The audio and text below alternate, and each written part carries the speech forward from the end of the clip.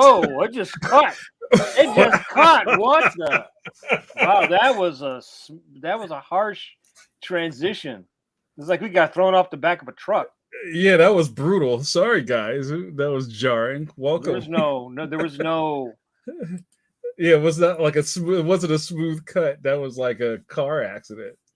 But regardless, welcome to Pencil, your favorite pandemic podcast, brought to you every week at 8 p.m. on Wednesday night.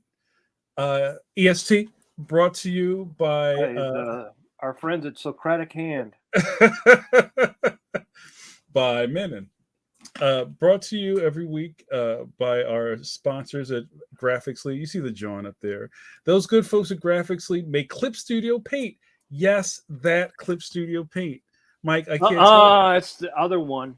It's not GIMP. It's not something you got off the back of a Climp. It's not Climp Studio Paint. It's the real deal. So please go and check them out. I think if you're not, it seems like there's camps, Mike. There's like the diehard Photoshop people because they put so much sweat equity into getting the perfect workflow in Photoshop that it's kind of hard to transition to something else, right? It's kind of like that same phobia we have about artists right? are creatures of habit. Now, what I notice is the real demarcation is cartoonists versus people who work in animation. And when you work in animation, you have to generally work with whatever program the production requires you to work in, whether it be Toon Boom or Photoshop or whatever. And as far as I know of, nobody is using Clip Studio Paint in place of Photoshop. I think mainly because, although you can save as PSDs, I think it's like a workflow thing. Yeah, it's definitely a workflow. But I knew that I was always one of those people that was on the fence with Photoshop, and my computer was never dope enough that I could ever, Oh, it's a memory hog. I mean, it totally, no matter how much memory you have, it just wants it. Mike, may I introduce you to my good friend Scratch Disk? Scratch Disk. Scratch Disk is full, bruh. I wonder when we're going to get beyond the Scratch Disk. Scratch Disk coming up. Is that coming up? I'm going to go and Scratch Disk is full for Halloween. That's going to be my costume. Scratch Disk. You're just going to be a beach ball. That's right. You show with a beach ball on your face. But yeah, so guys, go please visit our sponsor or maybe upgrade your stuff. They always have a sale going on. And also our good buddy John Morrow over at Tomorrow's Publishing, who is the publisher of Mike Manley's Draw Magazine. You know about Draw Magazine. Editor-in-Chief Mike Manley is my best bud and co-host of this said podcast. How are you, Michael? I am said tonight. I'm well very said. Well said, Fred. Well said. Very good. Mike, I wanted to say real quick, which is funny, is that, and I hope it's okay, I don't want to tell stories out of school, but you just had a birthday. So happy birthday to Mike Manley. Well, thank you. Yeah. Guys in the chat, give a happy birthday to Michael. Yeah, it was actually very nice. I received literally hundreds of emails or Facebook tweets, messenger thing, Instagram wishes from people all over the world. That's one of the things about one of the things, especially about doing the Phantom. I mean, I have fans in India and Australia and America, and then all up through Northern Europe. They reprint the stuff. So, I've got a lot of people in the cartoon tribe, and it's always nice when you get that little boost of love every year on your Facebook page where people saying, "Hey, happy birthday." So I appreciate it.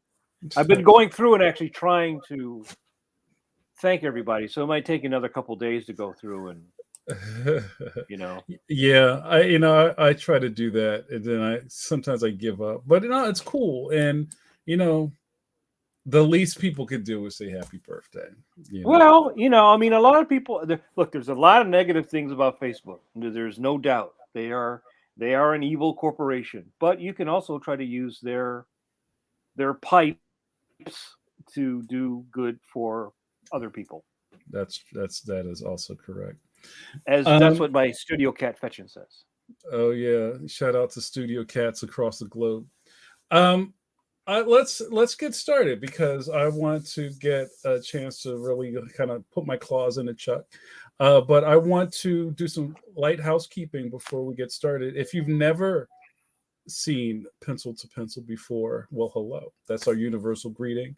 We're streaming live. Well, my dog thinks so. We're streaming live on Facebook and YouTube currently. So I can't see who's watching, but I can see you when you're chatting. So wrap off something in the chat or the replies. And if you're good, I may put you on screen. If you're good, if you're bad, that's right. No toys and no screen time. Yeah, I have that power as the producer of this fine podcast. He's like Santa Claus. I am Saint Nicholas. There you go. It's on brand. Look at that. So yeah, there's a lot going on, and I want to get started with Chuck. So let's start talking about him. So our good buddy Chuck Dillon is in the green room, eyeing up the green M&Ms. Chuck is a fantastic illustrator. He's another one of those guys where I don't remember when we met, but we talk about the community, about the mothership all of us cartoonists kind of come from. So we're all like kindred brothers in some way anyway. So I felt like I've always known Chuck. But yeah, Chuck has a fantastic gig on among many, where he is one of the main illustrators for Highlights for Children magazine. Which used to be in, I don't know if they still are, we'll find out, in Honesdale, Pennsylvania, where I used to share Al Williamson's, because Al used to live over there. Oh, so wow. Brett Blevins and I used to live in Honesdale. Wow. And just probably like 5 or 6 blocks from where the Highlights for Children used to be. Oh, wow. That's amazing. Well, we're going to get all into that because, almost everybody's childhood started in that realm when you're in a room waiting to get your teeth cleaned and there's Highlights and you're like, yo. And I always thought like, yo, who draws this stuff? Because it's so good.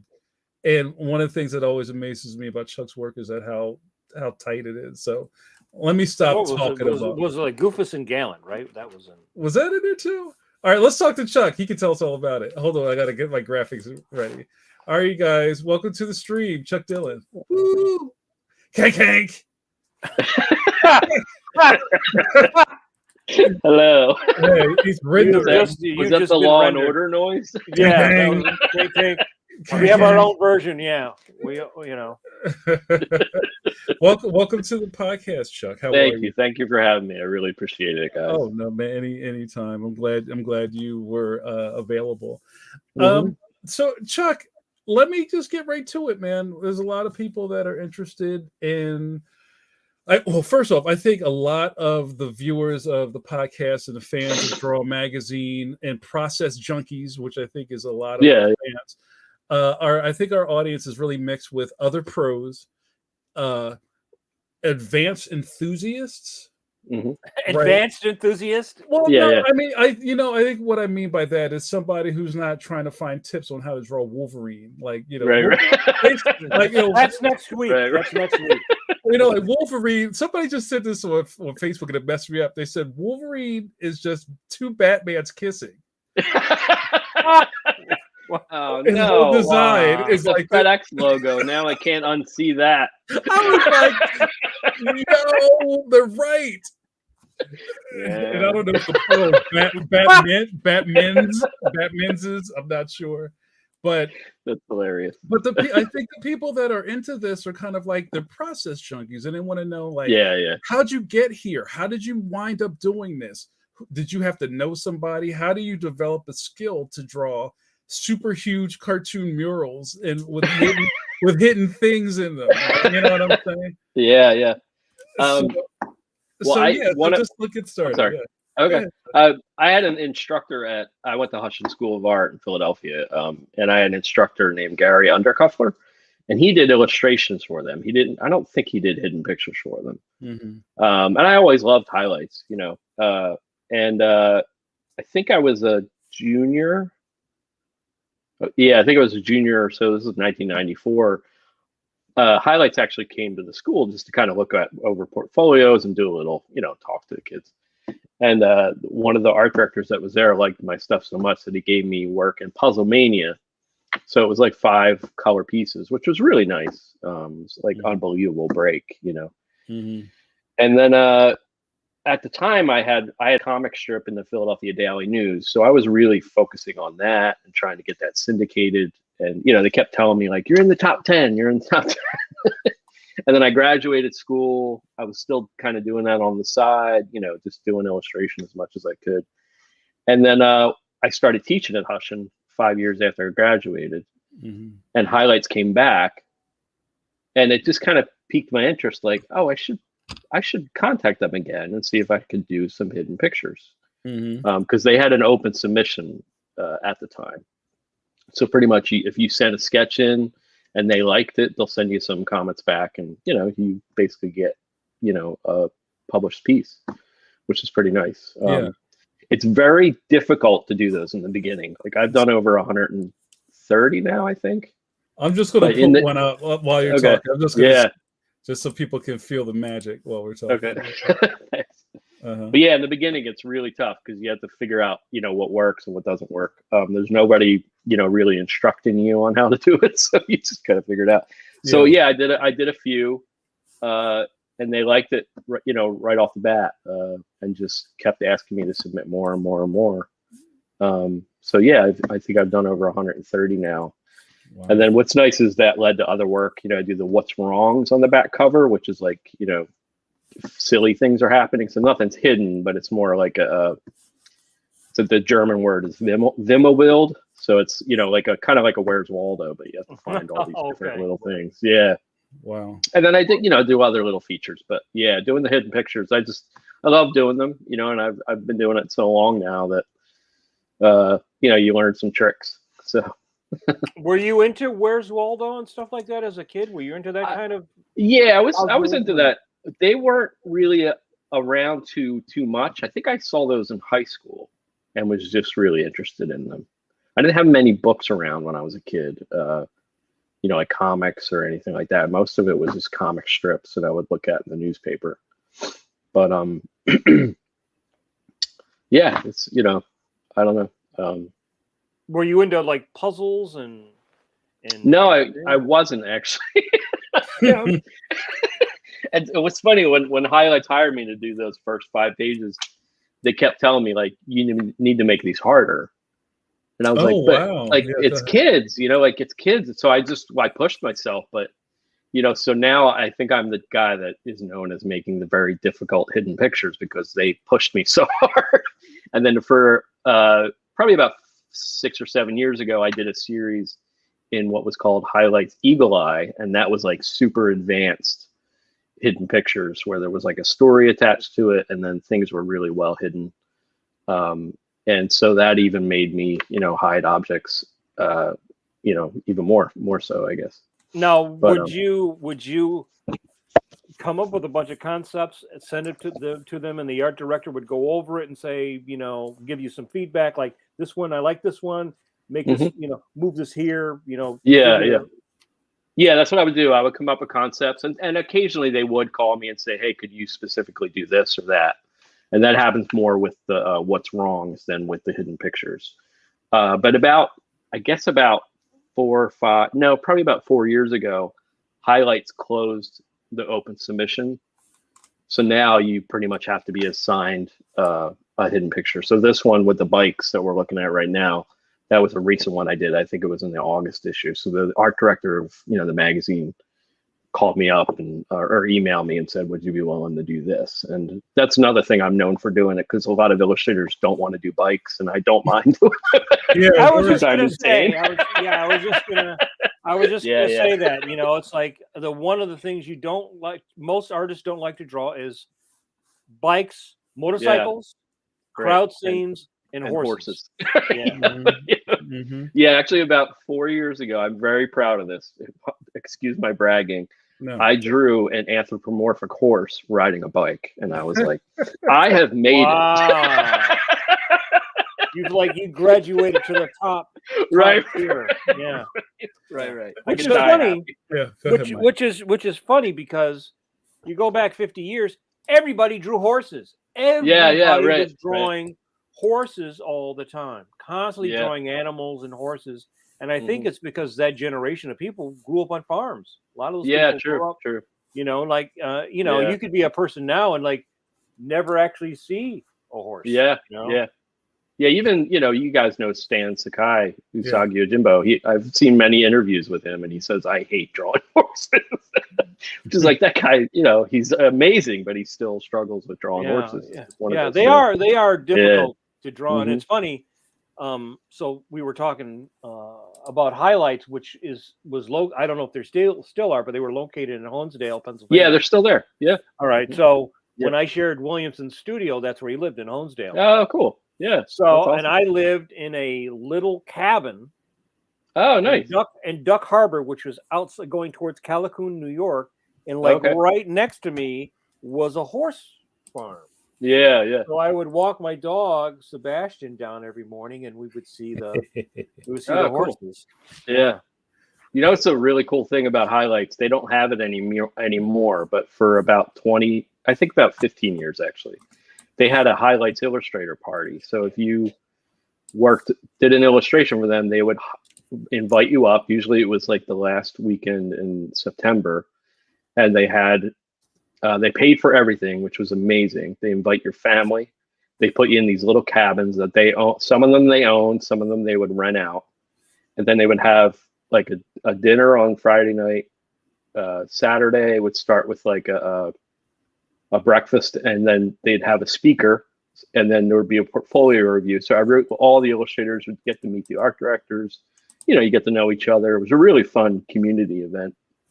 And then there would be this wacky costume party that was insane. And then that went to another location and became this square dance, which is like the most highlights thing ever. A square dance. And then it was amazing. And then murder on the Orient Express. One of you is not leaving here alive. But there was a amazing murder. But, one guy had that mechanical hand, the constable of Honesdale, Pennsylvania, had that mechanical hand. Yeah. Hey Chuck, there's a couple of questions in the chat I want to get to. Yeah. Just like I don't know. We talk about different styles of cartooning. There are a lot of fans who are just like, if it's not detailed, if there's not hairy knuckles on the marine, it's not good. And I just love all the detail work in here. And our good buddy Notorious JRD says, "How are your eyes not crossed behind your head from all that detail?" Egads. I work usually about 140%. So, with the hidden pictures, that way it helps me to get those little details in. And there's still, I feel like there's still a lot of simplification going on. You know what I mean? Yeah. So it's not like super detailed to me, but I guess people could see it that way. Yeah. No, you're also doing one thing that I think that a lot of scroll back up a little bit, Jamar. Jamar, that's you, by the way. Right? I know it's me. That's why. And I wasn't sure if you had a wife or kids, so I just drew you with a wife and kids. well, now I do. He does now. No, I do. I have some explaining to do. Yeah.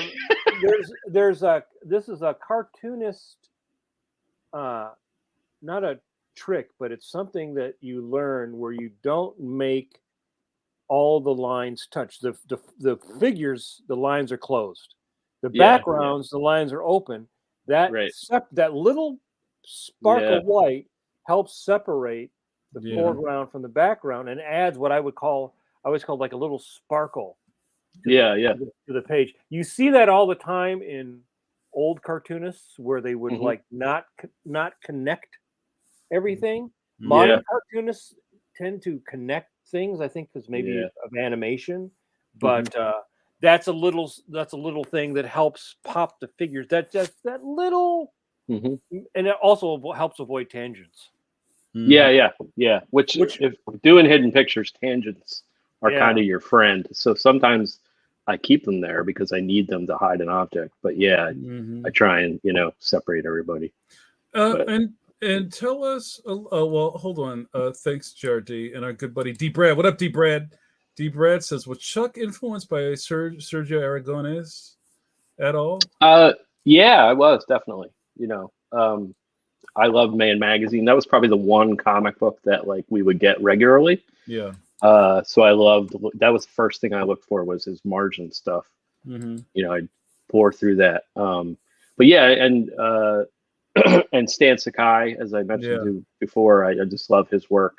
And Jim Lawson, who is the Ninja Turtle. Yeah, that's how we met. Yeah, we connected through. Yeah. Well, not from Jim, but just talking about his work. I just love their work, and I love Sergio, but he's amazing.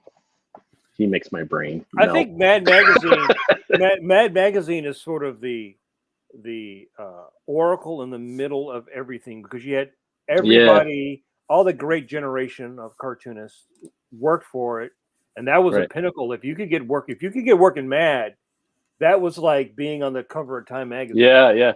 I just love too. It had each magazine had so many different styles, and that's what was so nice about it.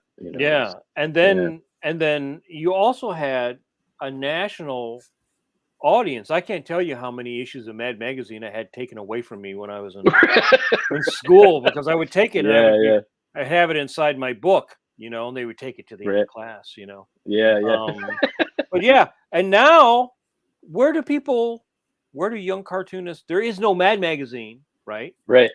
So when you teach and you meet a young cartoonist, what is your advice to them about, like, I mean, there's highlights, but there's not a lot of national. I know, and that's, magazines. I don't really know, and I wish I knew that advice myself. It's like I was thinking about like Beano, the UK magazine, where they have one of my favorite things is the British version of Dennis the Menace called Dennis the Menace, but he's another Dennis the Menace. Yes. They premiered like the same month. Yeah, isn't it? The whole story behind that? They're both 70 years old this year. Like the whole story is crazy. So they have to meet and fight like the Highlanders. Well, the National Cartoonist Society did a little tribute video to both Dennises, which was really nice. But you could tell it was kind of like the American spin on it, because it was like, oh, Dennis the Menace, our Dennis the Menace, and then there was this English version, and he had this evil dog named Gnasher. And anyway, over here we have it was very slanted, but I love Dennis. That's another influence is Hank Ketchum. Oh yeah, he's I'm amazing. A big Hank Ketchum fan, and it's just like thinking about style, because I think some of the people in the room were trying to kind of sniff out how you kind of developed your cartooning style, what I mean? And one of the things, and we're going to show more of your art in a little bit, but one of the things that I really love about your Facebook, you're on Instagram too, aren't you, Chuck? Yeah, I am. Oh, and your IG and your Insta is that you're always drawing from life, and there's a lot of journal drawing that you do, where you go somewhere and you'll just draw like everybody in front of you. And sometimes, sometimes they're not nice. And that's one of the funniest parts of it. It's like, and I don't do it to be mean. No, I just do it because they're unusual, or they you hold up the drawing. That's you. Well, occasionally, I hate when people catch me drawing them, because I I'll look away for a little while, act like I'm drawing someone else just Right. to kind of ease them up. Yeah. But yeah. And I got to the point where sometimes I just don't care, because it's like, if you're going to dress like that or do that, I'm definitely going to draw you. It's not my fault. You are asking for it. Yeah, there's people that get very they get weirded out because you're like, Yeah. I'm drawing you. Right. Yeah. And I try not to stare at them, but I don't want to be a creeper either. So Yeah, I used to do Yeah. the thing where I would, if the person was here, I would put here, and I would turn my hat so they would look like I wasn't looking at them. Although I was looking at them. Yeah. Yeah. If Right. I would go into I used to go to Borders when they would have, where they were still open, or Starbucks, and you could sit in there and sometimes Yeah. draw people. But all the animators do that too. They go out at lunch and Yeah. Yeah. Bill Ray posted a bunch of his drawings of people Oh, did he? Oh, okay. recently. Have you guys ever, I don't know what animation company it was or what group, but they would meet at Costco like once a month. Costco. And and they would eat lunch, and someone would pick somebody out. And you weren't allowed to draw them. You just had to observe them. And then they would all go home to their offices or whatever. And then they would all draw them. And about like a week later, they would post all the images of that one person. So it was all from memory, which I was like, Wow. that would be so fun to do. Yeah. And, Yeah. I was just thinking about this, and maybe the pandemic has a lot to do with it, but I'm just thinking about how maybe difficult it's become to try to draw people in the wild. So Yeah, it has. Yeah. And moving where I have, like our town, we only have 3,000 people in our town. We don't even really have sidewalks. And I miss that. Like I was supposed to go to New York this past weekend, but I had like a really bad headache that I've been having for like a month. But so I had to stay home. But that was the thing. My daughter and my wife, for my daughter's birthday, they went to see Hamilton, and I was just going to walk around New York and just draw people. And like, it broke my heart that I couldn't. And New York, nobody cares if you draw them in New York. Like, whatever. Right. Yeah. But yeah, it was heartbreaking. But. And so what did you do for the most of the lockdown? Like, how were you practicing, Chuck? If you couldn't really leave the house, or was that a thing? Yeah, sometimes I go on Instagram and just search like different. I love searching. Sometimes you just do like hashtag weird or hashtag, like a city, and just look through the pictures of that city, and sometimes you'll see things. Hashtag fugly. Wow. Yes. But so I don't know. I just kept trying to draw. It was frustrating. I want to share another one. Hold on. That's okay. Yep. How I wanted to do it. And here's some more. And we're not just going to talk about highlights all evening, Chuck, Yeah. but I think this is a great place to start. Yeah. So do you feel like, and I've seen this a lot in painting, where, depending on what school you've come from, like they poo-poo you from drawing from photographs. Yeah. You know what I mean? Do you feel like there's something that flattens out your work, or is a little different about your caricatures when you're drawing it from the internet, or taking cues from definitely. the image? Yeah. Can you talk about that for a second? Yeah. I did caricatures for like 20 years, and I hated when someone would just send me a photo, because you need that three-dimensional quality. And then it's good to talk to the person, because you also are not just drawing the person, but you have to get their personality. You could have to get their, maybe the, little trait or the way they smile, because people don't, in pictures usually aren't smiling as they would if they were just laughing, And then so people always send you things. bad photos too, where like it's all blown out. Yeah. You can't like see their features. Right. Yeah. So yeah, even if I asked for a bunch of photos, like it still would be super tough. But yeah. So, and would you mind, because this is kind of what I wanted to show earlier. I might have to zoom out some more. This is like super crazy. Yeah. Can you talk about maybe the construction of a project like this, and then like how big? How are you drawing twice up? Yeah, tell us just about the production Yeah, I of think something this big. these are printed like around 8x10, somewhere around there. And I usually, when I'm inking these, they're usually, I think they're 18 inches wide by about 20 inches, 22 inches long. So they're pretty big. There's actually one, if you can see it on my table back there. Oh, hold on, let me give you the screen. Yeah. Go ahead. Yeah, Show there us we go. again. Yeah, that's one, right? That's the size. Oh, okay. So that's pretty. You can see that's my T-square there. Yeah. You know, so you can see how big they are. Uh-huh. But yeah, what I do is, you know, like in this case, I had to do the San Telmo street fair, which is in Argentina. And obviously I've never been to Argentina. So I usually just start with research. I do a ton of research, figure out, you know, and it's great with Google Maps. You can like go to those places and just walk around, you know, virtually walk around. So I picked like a corner, figured out where that's going to go. And that's always been a thing with me, is I feel like the background needs to have as much character as the characters do. Yeah. So I want a building that is going to, you know, have a lot of character to it. And then I just, after that, I figure out basically what people sell at these things, because it's Argentina. You know, they're not going to sell the same stuff we have, you know, here in the States. So I have to figure all that out. And then I want to work in different culture aspects, like the flamenco dancing. I think that's what is it flamenco? No, not flamenco. Tango. Sorry. Tango. Yeah.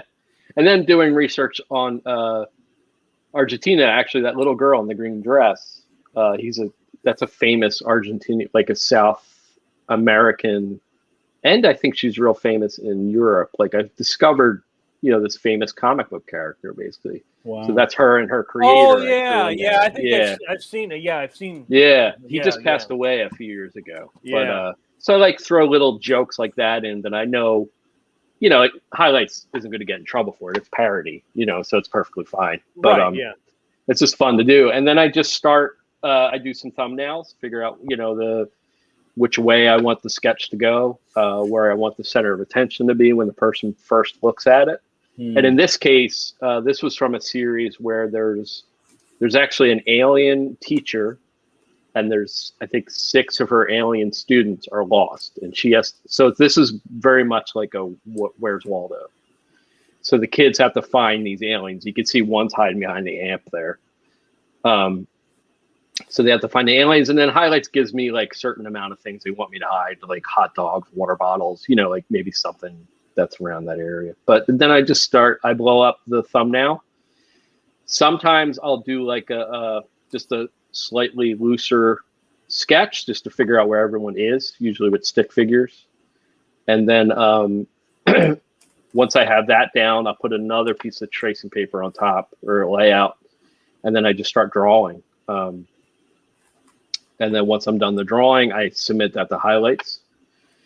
And if they like it, then I do the corrections if I have to. And then I just start inking. And in this case, I ink this one by hand, which is a nightmare. But but when it's that big, it's not that hard. And then there are some things digitally that I did later. Like you could see the cobblestone blocks. I don't know if you can zoom in on those. Yeah. They're all digital, just because I didn't want to put that many lines, and I wanted them kind of grayed out, you know, a little bit, and then the bricks too, and the sidewalks and things. So there's something, and the patterns, a lot of the patterns aren't there when I ink. So there's certain things that I just kind of figure out, you know, that I'll color later. Chuck, What are this you is inking? crazy, Chuck. And what are you inking with? Are you inking with a I use rapidograph? I use in this case, I think I was still using microns. I use a 5, an 8, and a 3. Wow. Yeah. So most of it I do with a 5, and then as it, like, the further the characters get away from me, I use a 3 for the thinner line. Now I'm using more brush pens, the Tombow brush pens. These are really good. Yeah. You guys can see those. I love these. Yeah, these are awesome. Yeah, I have a bunch of those too. Yeah. They're so good. Chuck, show it again. I was looking at the. Oh, I'm sorry.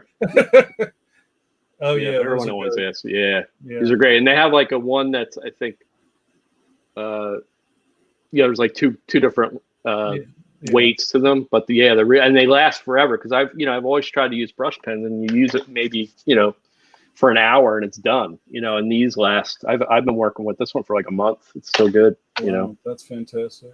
Yeah. Chuck, so JRD says, wait, you do these on paper? I do.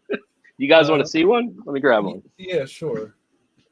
And Lenny, I see your question. I'll get to you in a second.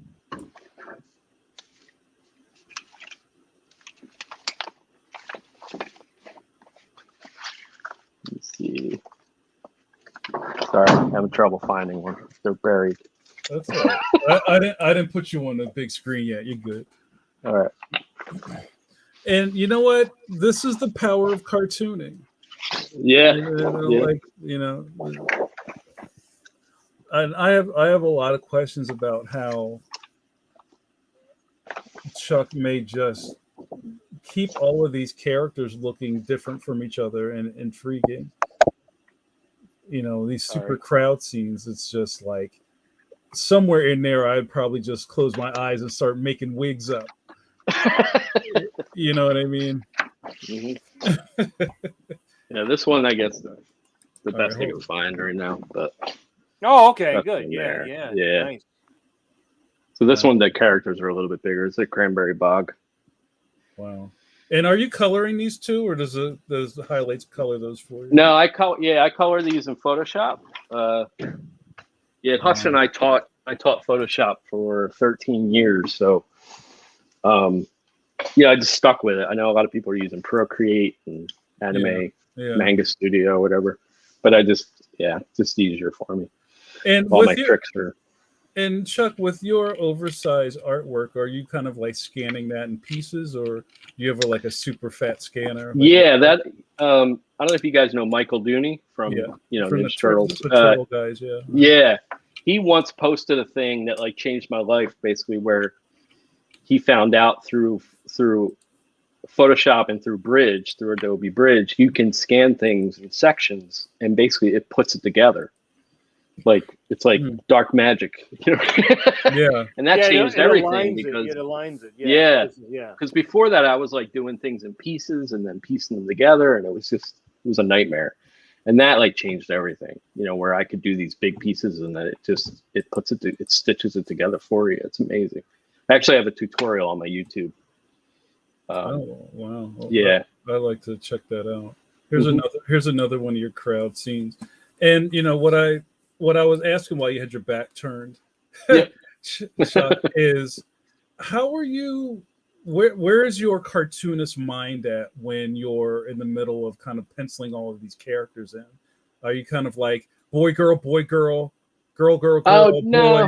boy, haircut? Actually, you know wig. what?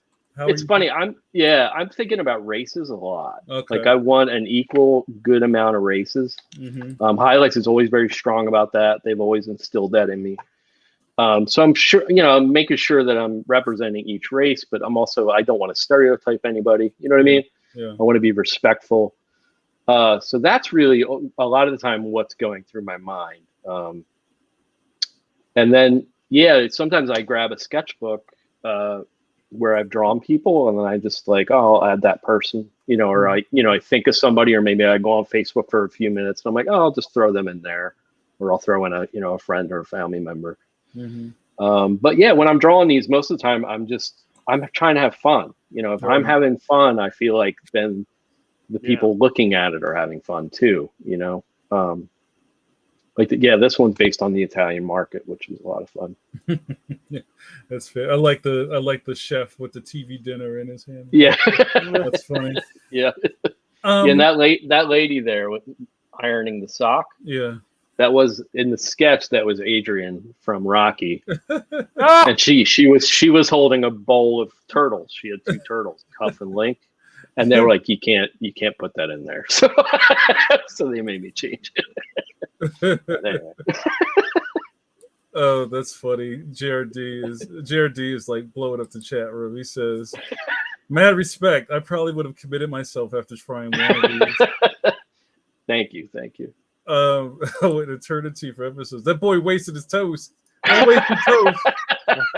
Right, and this is just like what's fun about this, but also one of the reasons I wanted to have you on, Chuck, is that you have to be an expert cartoonist to pull this stuff off. Oh, thanks. I mean, look at you can't. There's no way. I'm sure highlights calls you up and they're like, "Yo, Chuck, can you turn this over on Wednesday?" Like, there's just Right, way right. too much work in here Yeah, for yeah. you to even like BS through. So maybe could Mhm. you tell us a little bit about your production schedule, like when from concepts to you Oh, turning okay. in the deadline, like how long is like a spread for Um, you? yeah, usually it takes 3 days to 3 or 4 days to like do, from thumbnail research and sketch. And then inking usually takes a day and a half or 2 days. Mm-hmm. And then I do coloring. Coloring actually only takes about a day and a half. Like I'm usually done that pretty quickly. Mm-hmm. But as I'm inking, I'm keeping things in mind, so I have an idea, in my head of what things are going to be colored, what they're going to look like. So that helps. Mm. But yeah, it's I just keep plugging away, and I don't know.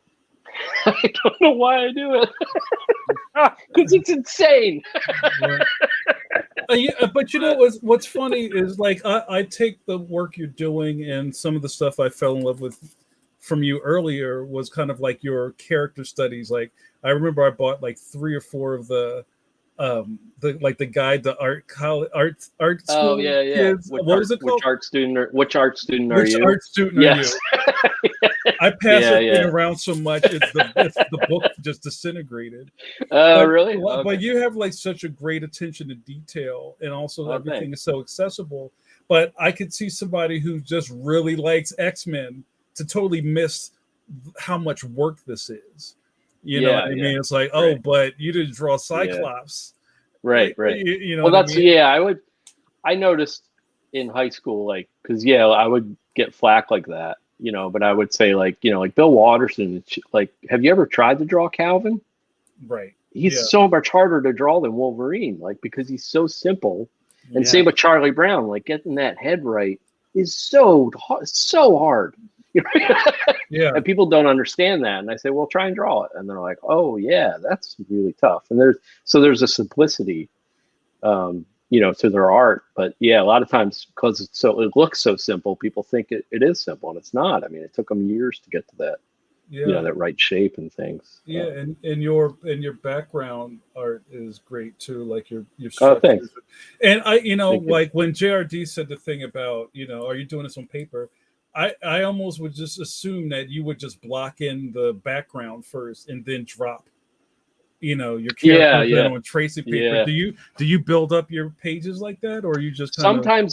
Sometimes I do. I'll draw the background first, knowing where the people are going to go, and then I'll put a layout on top and draw the characters over top of it. Usually, if it's like I just did the skateboarding piece that I'm finishing up probably in the next couple of days.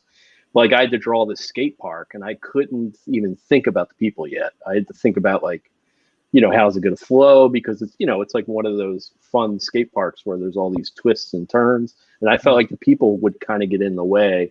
So once I got that done, I would just, add the people afterwards, figure out where they were going to go. So yeah, so in some cases I do that. Yeah. Would you ever draw the background in like a red color erase, or draw the people in a different color? No. I just use different pieces of layout. Yeah, I just find it easier that way. I have the board behind me, the art table, is actually a big light board. Yeah. Oh, okay. So that really helps. It really helps. I just love it. Yeah, look at the kid with the straw sipping off the girl. Right, and it's like I'm looking at this, and I'm like 9 years old again. You know what I mean? Yeah. And I think I just think what you're doing is incredible. Thank you. How do you, Chuck? How do you tap into your? This sounds really lofty, but how do you tap into your inner kid to kind of keep yourself open to do work like this? I don't know. Does that make sense? Yeah, it makes sense. I often think, like, I know this is gonna sound, what's the word I'm looking for? Presumptuous. Just hilarious. No, not presumptuous. Pretentious. Pretentious. Okay. But I like drawing a world that I would like to live in. You know what I mean? Like I want it to be fun, and I want everybody to be included. that's what I usually think of. And I growing up in Philadelphia, I mean, I lived right down the street from Vogue Playground. We had tons of stuff going on, all the time. A huge group of friends, and so things were always crowded. So maybe, I don't know, it just naturally translated to that. I don't know, I never really thought about it actually till now, but and I just I want kids to have fun with art and to find things, not just settle for what's on the surface, but the more they look at it, the more they see. If that makes sense. Yeah, that makes a lot of sense. Now, what about the mixing of the animals and the things like that in there? Do you just decide, like, I'm going to make a T-Rex and a giraffe and a chicken? Yeah, for the most part, I come up with most of that stuff. Every once in a while, like this was actually for the younger kids. There's a highlights magazine called High Five, which is for kids from like 2 to 5. Okay. And in this case, the art director sent me like a list of things that they would like to see hidden, and it's just kind of a suggestion. And one of the things was she wanted a T-Rex. I was like, absolutely. That's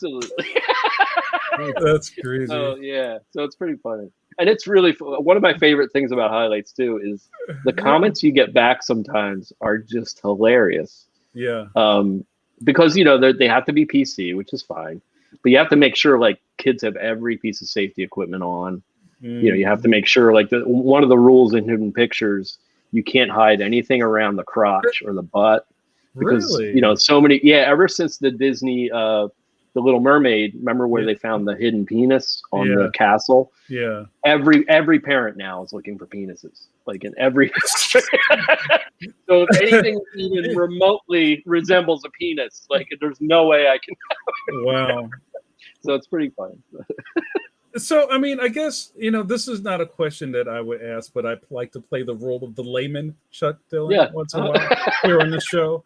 And I used to get a lot of questions like this, and I would get questions asked like this is like, ooh, do you like to hide messages in your work? But when your job, well, hold on, Chuck, but when your job is to hide messages in the work, does that change the whole idea of you're not hiding extra stuff? Are you? No. You know what I'm saying? Yeah, like secret stuff.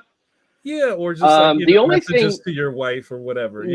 Well, in every one of my pieces, there's someone's wearing a hat with a V on it, and that's for my daughter Virginia, and also for Vogue Playground. I grew up right next to Vogue Playground, and I love actually the opposing baseball team in this piece is the Taccone Sawbacks, I think they're called, something like that. Yeah, I saw that on somebody's show. Yeah, Taccone used to be home to like the #1 made saws like back in the 1800s.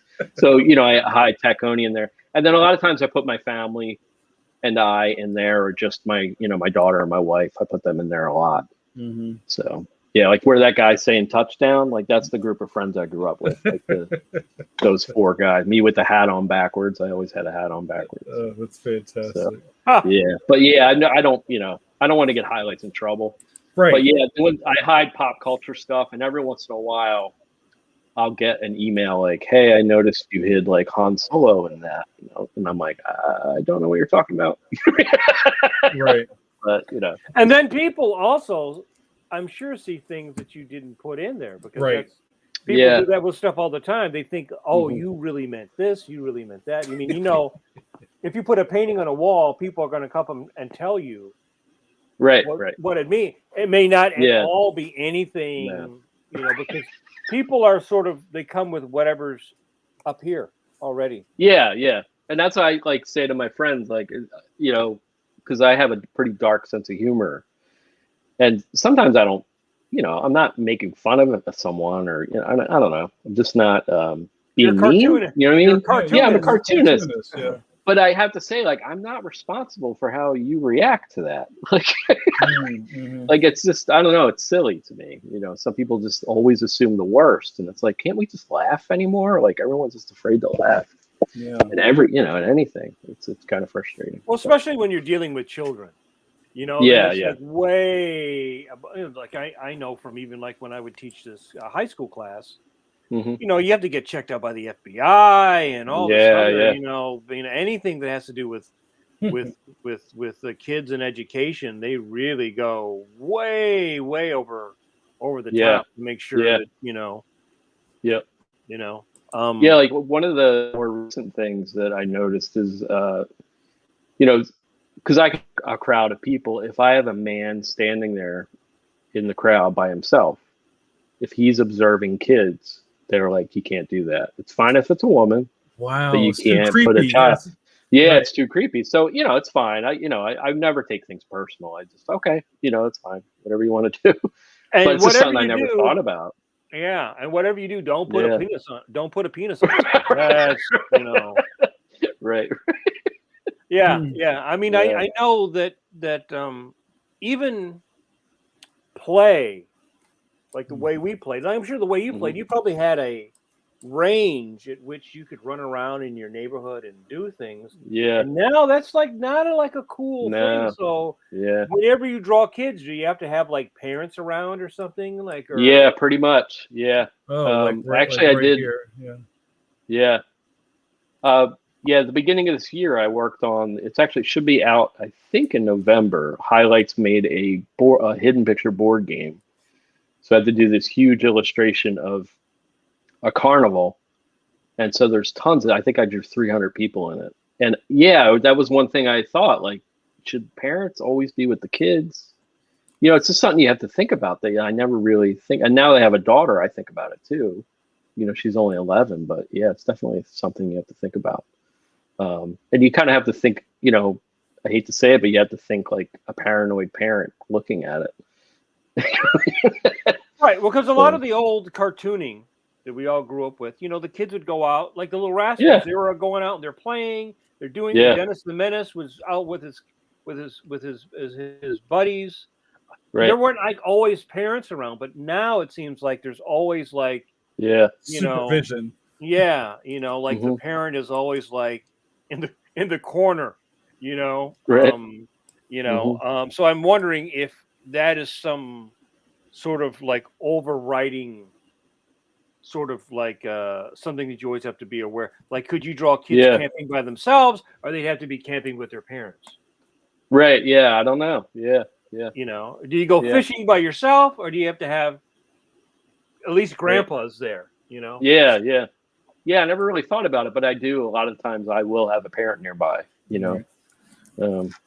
And I'm sure a lot of this, because I've done some work for Ranger Rick and things like Mhm. that, and that's what the art director's there for, is to just say, this is like slanting way too far over from what I think we can get away with.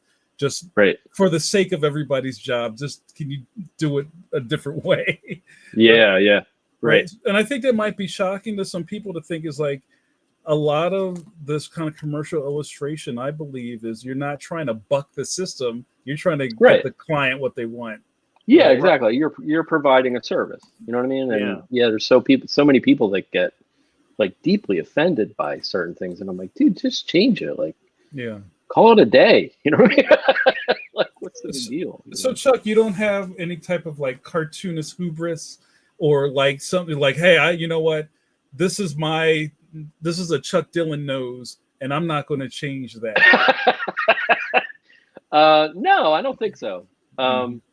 Yeah, I'm trying to think. No, I'm pretty flexible, Mm-hmm. No, I mean, I assume I'm pretty easy to work with. I know I've never gotten complaints, so I don't know, because I'm just so happy to draw. Mm-hmm. That's what I just want to do. I just want to draw.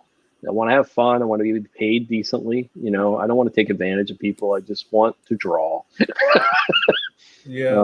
So no, do you also have to avoid, like, I remember I used to, in the 80s, I used to do a lot of activity books and things like that for Western Publishing. And, when you would draw like a witch or something, like you couldn't make her scary. They would be like, oh, really? Yeah. It's too scary. It's too scary. Now, kids want the scary thing. They really they always want but there was a lot of that, like, it has to be a happy witch. It can never be like, like, so if you did Hansel and Gretel, she's a happy witch. I'm happy that I'm cooking. Right. In Yeah, with in a pie. you know.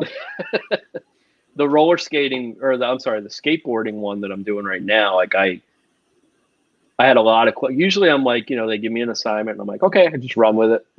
This one I was like, okay, I have a lot of questions, like, because graffiti is a big part of the skateboarding. Like this skateboard park that I'm going to make, skating park, is going to have graffiti in it. Highlights usually doesn't allow that, so like it was really hard to find that fine line to find out what was acceptable. So I had to make the graffiti more like murals, make it more fun, maybe have some gags, skateboarding gags. But yeah, there's things like that all the time. Cause like, yeah, I would love to do like, a scary dragon or something like that. And I just can't do that. It has to kind of stay fluffy. You know what I mean? Right. So no Banksy murals, Right. Right. No mural with like there's a tear coming out of somebody's eye. Yeah. So they would say like no tagging or anything like that because that's looked at as being vandalism, I guess. Yeah, I guess so, and that's that's understandable. I mean, I don't like graffiti myself, but when it's done tastefully and it's done kind of like as a mural, I don't mind it. It's the scribbling that like I just I'm not going to put that on there, but but yeah, it's just something I have to think about. And also, like with skateboarding, I had to remind them, like, look, skateboarding is a very violent sport. So, like, like, can I show kids getting hurt, in a funny way? Right. Not like, no blood or anything, but it's just something that you have to think like through. Like a leg bent the wrong way. Yeah, like this hand's bent the wrong way. His left hand on his right. Yeah. At the bottom of the sketch, I had a nurse. And it said free bandages, and I had a line of kids, like 3 kids, just kind of holding, elbows or heads. Yeah, and I had to cut that out. They didn't like that. Oh, so you couldn't do one. You couldn't do one on parkour or something like that. We're like, right. Oh, yeah. So Chuck, I think one of your boys is here who just said, where is he? David Leonard says, Chuck, orange juice, apple juice, or orange? I don't know what that means. yeah, I love Dave. Dave's an amazing illustrator.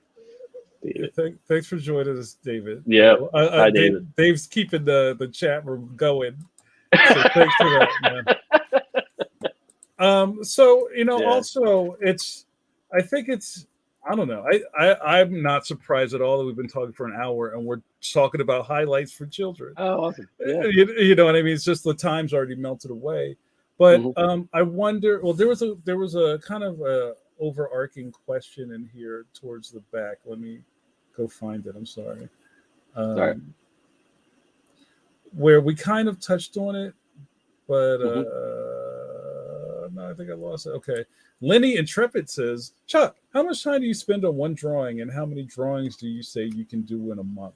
So this is kind of just like a production question because like your highlights work aside, maybe you could just answer like this. How was your monthly production of artwork? Are you drawing every day? Or do you just draw for assignment and then practice? How often is a pencil in your hand? I try to draw every day, whether I have an assignment or not. I think that's key. If you're not drawing, I feel like something's wrong. And I used to tell my illustration students like that too. But so if I don't, have an assignment from highlights, I have my sketchbook out. I'm drawing something else, or I'm, trying to, create something. But in regards to the very busy illustrations, I try to only do one of those a month because they do. As I'm getting older, they just burn me out, you know. But the hidden pictures, I can do one of those in a week. So, they're just black and white most of the time. Sometimes they are in color, but I could do those fairly quickly. So, maybe 4 illustrations a month. But, there are months like my August was so busy. I was working every day, probably 10 hours. Just off and on, or all day, and that was tough. Is there But, overlap you know, between assignments? Like you're working on this, and then you get that approved. While that's being approved, you jump on something else. yeah, sometimes. Yeah, sometimes I'll be, you know, while I'm waiting for a sketch to be approved, like the skateboarding one, I knew that was going to be an editorial for a long time because Highlights has never done anything like that. So I knew there were going to be a lot of questions because in Highlights too, it doesn't just go to one art director. It goes to every editor. Pretty much everybody that works in Highlights looks at it, and if they have a note, they put a note. Yeah, and then the art director's job is usually to look through those notes, you know, and add notes that he may have or she may have, and then you know, then to pass them on to me. So I lost my thought. What was I going to say? We're just talking about the vetting process for getting something and the overlap. So while that's overlap, like with that, I knew I would be sitting and waiting for a little while, so I did some other jobs, you know, while I was waiting for that, which was nice. You know, I had those lined up. Yeah, but yeah, occasionally I do need sometimes I just need a day. You know, I think that's the hardest part about being an illustrator, or cartoonist, or an artist. You have to take those days where you feel lazy, you feel like a loser, like because you're not working, but you have to take a break because it pulls so much energy out of you. You have to, you know, replenish basically, you know. If not, it'll kill you. But yeah, you know. And there's working without. I think also with illustration, there's working without drawing. Like you may have a day where you're intaking things, you know. I have whole days sometimes where I'm doing nothing but research on different projects, and I'm just you know, and I leave the studio. Sometimes I'll go out back, or I'll, you know, sit in a different room and just sit and do my research. And those are important. And then just bring the sketchbook with me and just do little thumbnails. You know, nothing super intense. Because we get a lot of I'm sure it's one of the things you get all the time. Where do you get your inspiration, and how do you fight artist block? Like the two eternal questions you get from especially middle stage artists, right? Beginning to middle stage. Like how do you fight burnout? How do you fight you know, how do you get artistic block? I mean, I can say for myself, I never suffer from artistic block.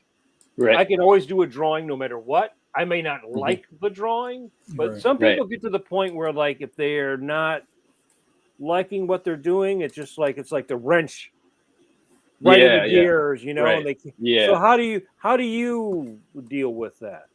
I agree. There are some days where I just don't want to draw, or it's really frustrating, and I just have to get the job done. And I just try and find something in it that is bringing me joy, or just try and think of a kid looking at it. You know, that's something that's going to make them happy. But I think too, the more you draw, the less you have artist block. You know, because a lot of kids have, like a lot of students have it in the beginning or starting out in their career because they're not drawing enough. I feel like, because I know, like, when we go on vacation, you know, sometimes we'll be gone 2 weeks, and if I don't draw during those 2 weeks, when I get back at the table, it's so hard to get started again. And so I just have to bring a sketchbook with me and draw something during that time, you know, even though I'm on vacation, just sketching or doodling, you know. And you just got to force it. You just got to force your way through it. And Chuck, sorry, Mike, were you going to say something else? Oh, I was just going to say, when I mentioned this before on the podcast, when I talked to Mobius, I interviewed him once years and years ago.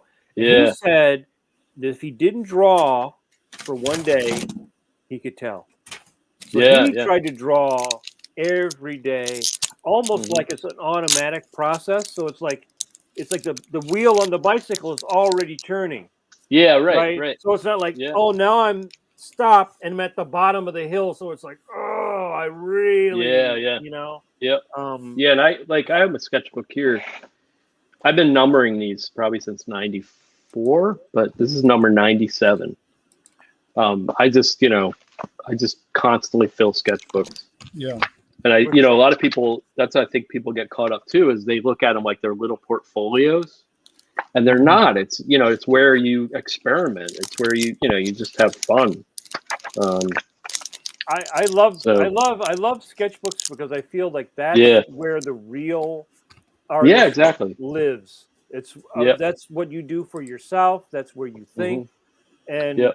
maybe you can even talk a little bit to the fact that sometimes there's a drawing for knowledge and there's a drawing for beauty, and sometimes it's important to do not the finished pretty drawings, which I think a lot of young people think like I've got the Yeah, yeah, sketchbook. Right, right. I got to make every. I saw Steve Ruth's sketchbook, and it's all Yeah, perfect. yeah, But you know, most people's sketchbooks are not like that. right. At least, Yeah, and you don't have to show it to anybody. You know what I mean? I think as artists, we want so much affirmation, and some of that you don't have to show it to anyone. You know, it's between you. But yeah, I taught when I was at Hushin, I taught figure construction and character design, and that was my number one thing. I wanted them to draw in sketchbooks. You know, and some of them would just fight me on it, and it was crazy. And the one thing I would say is you get better at drawing by drawing. You're not just going to suddenly wake up and be like, oh, I could draw. You know, it's like, no, like I used to draw 8 hours a day in high school. You know, and right? so Yeah, like you're in college now and you're not even drawing 8 hours a day. Like you have to draw. Like illustrators and cartoonists are constantly drawing. Our pencils, like you guys, right? Show your bump, right? yep, yep. There's the bump. The bump in the finger. Yeah, the notch, From the notch. Yeah, right there. There's There you go. there's the notch. That's better Yeah. than Kirby hands. Show your bump. Yeah, show your yeah. bump. Yeah. Well, I think yeah. I know from teaching young people, the scariest thing sometimes is a blank sheet of white paper. That's just like Yeah, yeah. Right. you know, Yeah. and so there's a lot of like it's like performance anxiety. You know, it's like I'm Yeah. gonna have to sit here and take this sketchbook. And I got to draw on it, and I got to make all these beautiful sketches because someday somebody's going to look at it. And Yeah, yeah. you know, Right. I think that's also exacerbated by social media now because people Yes. see Yeah, yeah. all these beautiful drawings, and they think like, well, my sketchbook doesn't look like that. Right. Right. Right. Yeah. Yeah. Mhm. Yeah. And I wanted to bring up a point like social media has been very good for me, you know, because I think as an artist, community is so important. And when I was living in South Jersey, I just did not have an art community. And then like MySpace, Facebook came out, Instagram, and it really helped me to, you know, get feedback about my work. And it also helped me to toughen my skin, you know what I mean? To take critical feedback that I didn't want to hear. Yeah. But it was awesome, you know, and I don't know. I think, you know, there's a lot of artists that they kind of isolate themselves, but they need to surround themselves with other artists. Just, you know, as long as they're giving them good feedback, you know, and not constantly praising them, you know. Yeah, you got to be tough. You got to be tough. Yeah. Because if you're not tough, what is going to happen when the art director goes, nah, Right. and then you're going to be like crushed, and you're like, oh, I can't finish. Because they didn't love my. They didn't love my initial sketch, you know. Chuck's sitting on the curb with a Newport, like, I don't know how I'm gonna get through. Right, you got to just keep moving. Well, because that is a very specific stage you go from being in school, where the whole point is an incubator to support you. So even when your teacher's criticizing you, it's because they love you and they want you to get better. Right. And then you go in the real world, and people are like, nah, that sucks. Yeah, exactly. And then no other love is coming after that. Right? no other aid is coming after that. You know. Did you have any? Do you have any stories like that? Any like going from? I mean, you were starting to work when you were in college, but eventually, you're out on your own, right? And you've got to like generate your own leads. You've got to have, you know, you can't say, I got 5 you know. Yeah. No, I have. I mean, I'm sure I have. Actually, I still have a file of rejection letters I kept just from, you know, sending scripts out, you know, children's book ideas, comics, you know, all the rejection letters I would get from all the syndicates. And you know, I mean, they were encouraging too, but yeah, it was disheartening. to see that. But I look back now and I'm like, why didn't I ever give up? I just kept going. Mm-hmm. And I don't know if it was because I was naive or stupid. I just kept going. It's because I honestly, and I say this to my wife all the time, like, I don't know how to do anything else. I'm not really that good at anything else. I was never smart. That's what I loved about Hush. And like, I wasn't a smart kid academically. I graduated pretty much at the bottom of my class in high school. Just was not a smart academic kid. And so Hushin had this, program they don't have anymore. It's different, it's changed a lot. But they would just accept you on your art, and as long as you, did good art, they took you in. And I tried going to the Kubert school. I got accepted there, but it was I didn't have much money. My dad and mom were separated, so we had like next to nothing. So I just couldn't go there, so I wound up going to Hushin and making the best of it, and I always say that in every art school, you have the best art school. There's still a very large percentage of people that go to the best art schools that don't go out and don't graduate and become artists. Right. And then you go to the shittiest art school, and there are people that go through there and come out and are on top. So the school is not a guarantee. And I think you touched on right, exactly. Touch on something that's important, is that this is what you wanted to do. So you were going to make sure that you did it because you didn't want to work in an office, right? Right, exactly. Yeah, I'd rather kill myself. Right. Yeah. I did other things before I became a professional cartoonist, but I didn't want to keep. I even had a good job when I was like 19 in an ad agency, and I quit. Because I didn't want to do that for a living. I did not. I did not want to do that job for a living. I didn't like the atmosphere and how it ground up people. And it's like, no, I want to. So I actually went and worked in a restaurant. Well, I kept working on my samples. Yeah. And I said, I'm not going to go get another job until I want to work in comics. So I worked I was the stockroom manager of the Banana Republic. Like, I didn't want to be on the floor. I stayed in the back. I would draw all over the cardboard boxes. And I would work there like 4 days a week, and then I would go home and do all my illustration. And then actually, it's funny, I met a woman at church, a really good friend of mine, Linda, and she knew I liked to draw. So she's like, I work for the Philadelphia Zoo. We do this program called Zoo on Wheels. Have you ever face painted before? And I was like, no, I'll do that. So they were doing like this big wedding, believe it or not. And so they take the animals to this wedding, and I'm doing face painting. And then she just kept inviting me to different gigs. And then I think I started working at the Philadelphia Zoo volunteer office. And one day I had to drop something off at the art department, and I brought my sketchbook with me. And I said, hey, if you guys need an illustrator, like, I work here. But I'm more than willing to do whatever. And so an intern actually from the school I went to, Hushin, didn't show up. So they're like, do you mind drawing these 70 bugs?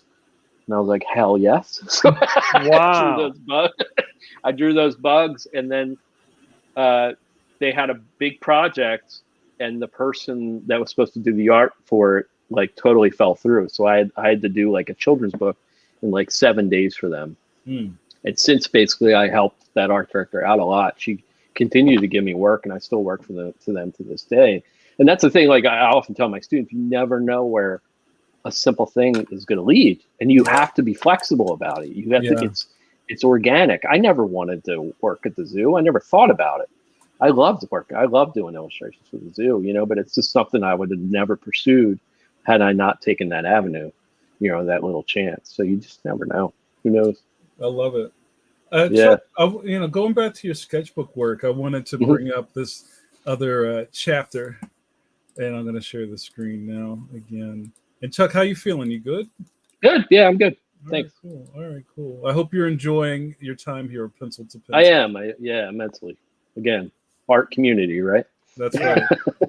So, Chuck, tell us about this. This is my wife, Daisy. She works in pharmaceuticals, and the company she works for is in Basel, Switzerland, which is right on the border of France and Germany. It's like in the northwest corner.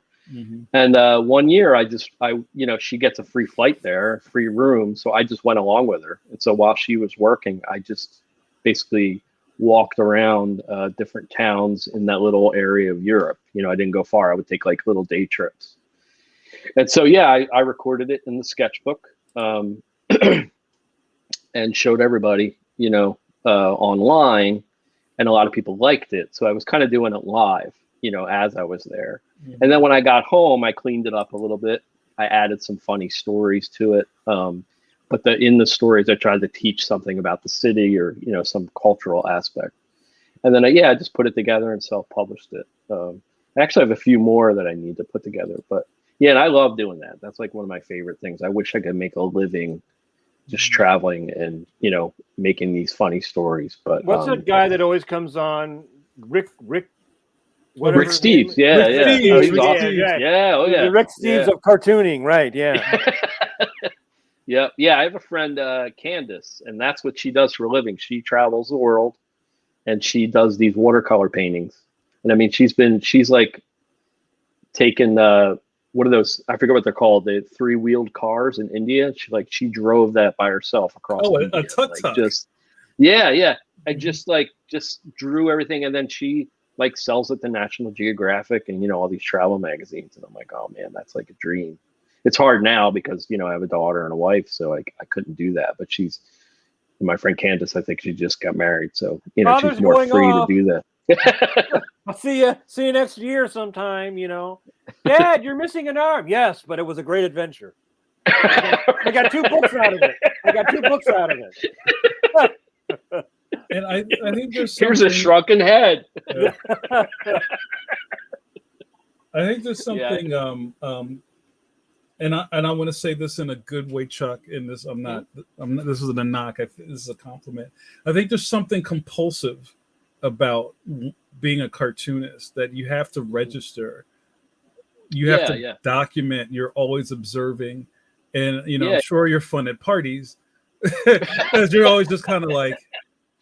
Yep. And I've been in these places so many times where I'll just blurt something out. I don't have a sketchbook in my hand, but I'm just looking at things like that guy's glasses aren't his ears must be crooked because his glasses are and people are like, what are you talking about? I'm like, oh, the guy right there. Yeah. It's like you're kind of keyed in on things at a totally different frequency. Well, that's what I often say to people that I don't think artists are born with the ability to draw. We're born with the ability to see, that we see things and observe things that most people it passes them by. They just either A, they don't care, or B, like my wife's case, sometimes she just doesn't see it, where I'm like, oh, did you notice this was happening? She's like, no, I had no idea. It's just the way her mind, her mind is, Right. So our minds are just different. Yeah, it's wild. Well, there's a famous artist, a mantra, which is see, observe, remember. That's what artists do, right? That you see. Everybody sees, but we observe. We go to the next level. Yeah, and then and then drawing is remembering, because that's the thing about that ties into your point earlier about drawing. The only way you learn how to draw a hand is you got to draw a hand hundreds of times. You can have a book on how to draw hands, and you look through the book. Right. Okay, I got the Andrew Loomis Heads and Hands book. I have it now, and I look through it, and then mush. You still it's because you didn't you didn't practice. Yes, Other thing, that was I think the most frustrating thing when I taught was you had the kids that, like, I would say to them, look, if you stand in a church, that doesn't make you a Christian. You know what I mean? If you stand in a garage, that doesn't make you a car. If you go to art school, that doesn't make you an artist. You have to make art. You actually have to put the pencil on the paper and draw something. Stop dressing like you're an artist. Stop. I never got into that. Just draw, man. Show me what you got. Let the rubber hit the road and see what you got. I love it. I've gotten into trouble in the past as there's a new thing going through art, especially in like art school, where they talk about the what's more important, Chuck Dillon, the idea or mark making? And there's a lot of people that Oh. say it's just the idea. You don't need to know how to draw to be Oh, gee. an artist. And like that just makes Yeah. my skin crawl. Like Yeah, I'll die on a hill on that. Yeah, well, that was something that I dealt a lot with in my MFA, Yeah. where it was the idea of the mark, and the hand makes this random mark, but of course the hand doesn't do anything that the brain doesn't tell the hand to do. So there's all these ways of Yeah. sort of like Mm. coming up with these concepts of what drawing is, and drawing literally would mean like any mark. So if I had a tack on the bottom of my shoe and I walked around the city of Philadelphia, all the little, for some people that would be equal to the drawing that Rembrandt did, or anything that Jack Kirby did, or Yeah, any artist you could say. And it's like, to me, that's not drawing. That might be something else, but that's Right. not, to me, I cannot equate that with something else. But there was a big push in that, because it's about the concept. It's not about the execution. The execution, in fact, I would have these big arguments with people. Skill was a handcuff to execution, because they wanted you to so remove the hurdle of having skill, right? So that allows more people in, and you can have all these theories about what your art is, and you supposedly expanding art or whatever. But you don't do that in other disciplines, and you certainly can't do Right. that in cartooning. You can't say, well, I'm going to walk all over the city and shoot pictures of it, and that's going to be in the next highlights. Yeah. All those little holes my foot made. Yeah, there's your hidden picture right there. I walked in the shape around the city of Benjamin Franklin's head or something. The Liberty Bell. Yeah. I mean, that goes along with the other argument always in art school about reference or not reference, photos and not photos, which is really an art school argument, because everybody uses photo reference. Yeah. I mean, it's just, you need to know what something looks like. There's even arguments I see with people online that take the idea that if you use reference, like if you're drawing a picture of, I see there's you did one of a big, like a party boat. Right. Well, if you didn't draw that party boat out of your head, you're cheating. Wow. Yeah. I I mean, I believe like you shouldn't copy photos. You have people that do that, especially with the internet now, where they would trace photos and then just, color them and be like, well, I made this image. And I'm like, adult coloring really? book. Yeah. Well, that's because they're not in there. That's something, because they're not instructed on how to use a photo, right? Like when you have to be very aware of that, because if, let's say, you have to draw a Learjet, or you have to draw a very specific place, and you need that boat to look like that boat, right? So you either have to be able to extrude the drawing and redraw it in your style, or you have to be able to find a photo from the right angle that you can use, but you can't trace it to the point where somebody who owned that photograph would go, hey, that's that picture of that blue whale that was in National Geographic, and I'm going to sue you.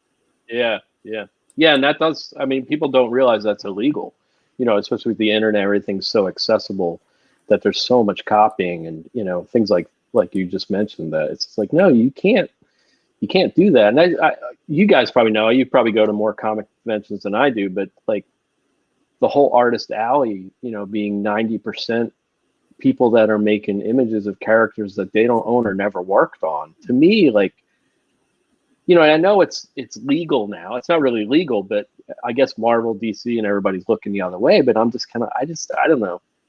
I feel like if you didn't work on the comic and you didn't create that character, you should be making money off of it. I don't know. Yeah, there was that thing that was going around, I think, 2 or 3 years ago, maybe 4 years ago now. It always seems like things are further back than you think they were. Yeah. But there were the guys that would have those big T-shirt things, and they were redrawing other people's drawings and their style, and then making art and selling it. And the big corporations kind of look the other way because it's promotion, right? Yeah, true. Right. Yeah. It's promotion for them. But Mhm. just like there used to be those guys at the shows that would sell all the bootleg tapes of Yeah. Mighty whatever. robots, They, right? yeah, they got rid of all those guys. Yeah. And in fact, the Mhm. last Wizard World I was at, they came in and the police came in and they took that guy's stuff Wow. out of the show. Oh my gosh. Yeah. Because Wow. he's violating Yeah. the copyright law, right? So Right. so do you talk to that with your students about like how to use a photo? What's the proper way of using a photo? Yeah, You know? I used to. Yeah. Because we did a lot of figure construction, so I didn't teach any traditional illustration classes. The figure construction was basically I was trying to show them the guts of drawing, like all the proportions, using shapes, to build the character. So we didn't use research. The only thing I would really have them do research for was for, as the class went on, then once we made a character, I would then, okay, now we're going to put, say, armor on this character. Now we're not going to make armor up because whenever armor is made up, it looks like crap. It's just glued to the person, And I bring in like the Lord of the Rings video behind the scenes of like how they made the armor and things, and then I'd have them look for photos of different things showing how the straps attach. So that's more or less, how I would say you can use photos for this aspect, to see how things work, to how they attach to the body, and even for background and things like that. But you really shouldn't just sit there and trace or, copy things. Or photo bashing, which is what everybody's doing now. That's the big big thing, Mm-hmm. I wanted to share which art student are you? I think that's my favorite things.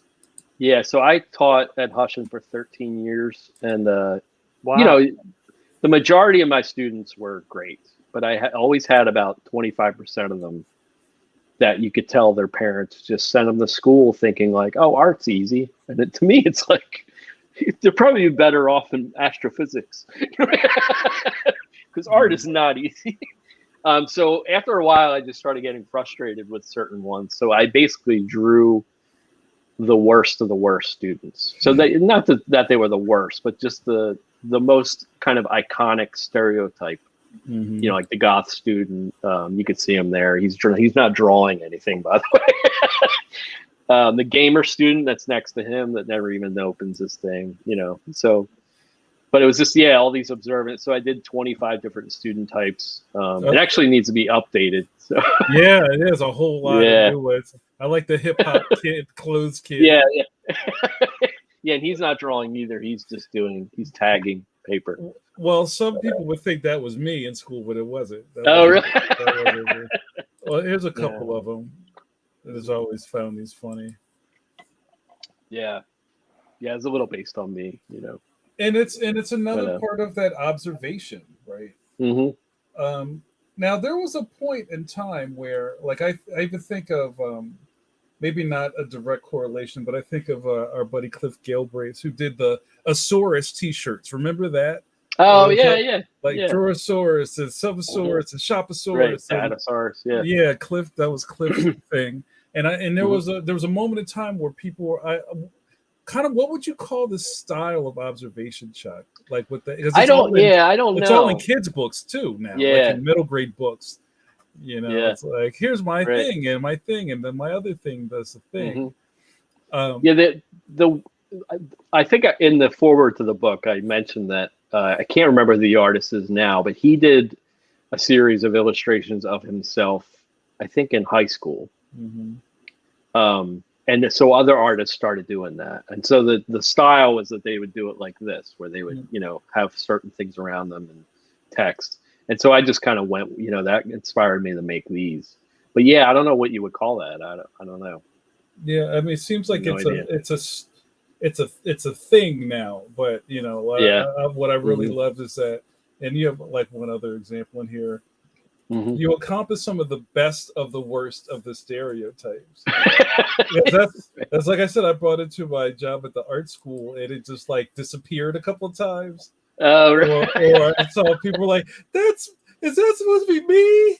How did they know? Yeah, and when I made this, I didn't let my freshmen, because I taught freshmen, I said, you're not allowed to see this until about 3/4 of the way through the year, because a lot of them would get really insulted by it. Yeah, I mean, I would say, you'll get it toward the end of the year. Like, it's not meant to insult. It's just kind of to poke fun of, the people that you run into in art school. But. Yeah, I mean, that's what I've come to call Pikachu Fantasy Camp.